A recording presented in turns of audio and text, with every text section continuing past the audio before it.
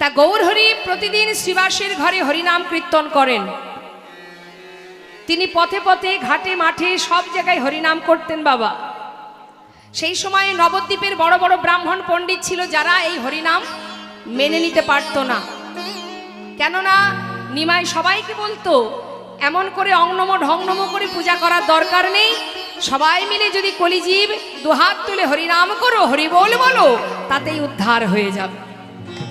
এটাতেই ছিল তাদের রাগ, যে ওই হরিনাম দিয়ে সবাইকে মাতিয়ে তুলছে। তাই নিমাইকে বিভিন্নভাবে হরিনাম বন্ধ করার জন্য নানাবিধ জল্পনা কল্পনা করেও অবশেষে কিছু করতে পারল না।